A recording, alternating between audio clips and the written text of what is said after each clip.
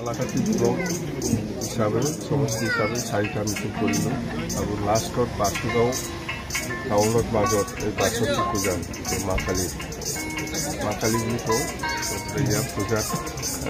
মই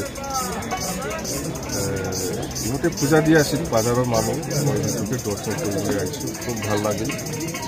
গতিকে মই সেইটোকে আশীৰ্বাদ বিচাৰিছোঁ যে আমাৰ বিশেষ দলে যাতে ভৱিষ্যত সকলো জাতি জনগোষ্ঠীক লৈ পেলাই ভালদৰে কাম কৰি যাব পাৰে আৰু আগতো যিটো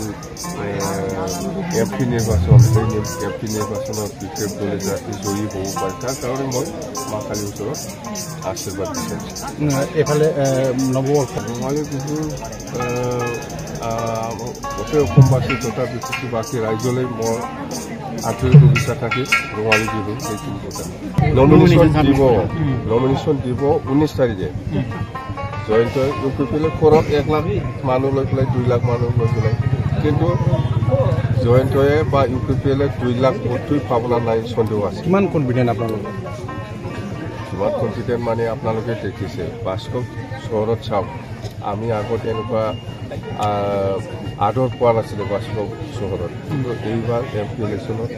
বাস্তৱ গোটেই চহৰৰ যিমান জাতি জনগোষ্ঠী আছে আমাৰ কৈ পেলাই কাম কৰিবলৈ আগবাঢ়ি আহিছে আৰু আমি বাসুগাঁও টাউনত আমিয়ে বেছি ভোট পাম।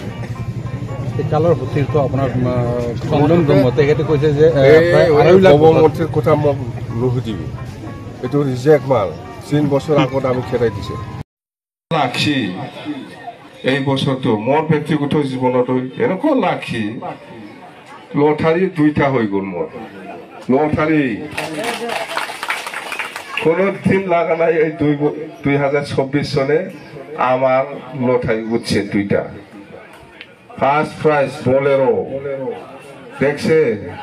বোলেরো পাইছি আমি ফার্স্ট প্রাইজ এরকম মানে এরকম কপাল ভাল মোর পার্টি পার্সোনাল লাইফতো বিরাট ভাল 2024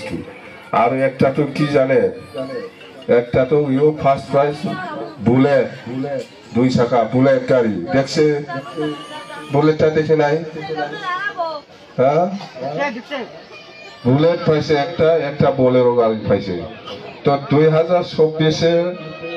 আমার বিপের দল হিসাবে ইমান ভাগ্যবান আর মোর পার্সোনাল জীবনতে ইমান ভাল 2টা লটারি জানে কোনো দিন এনেকুৱা লটাৰি লাগা নাই জীবনত এই 2024 পাইছি পয়লে এনেকুৱা হ'ব লাগে না ভাল বাপ বোলেরো একটা গাড়ি পাইছে মই একটা বুলেট পাইছে কি মান ভাল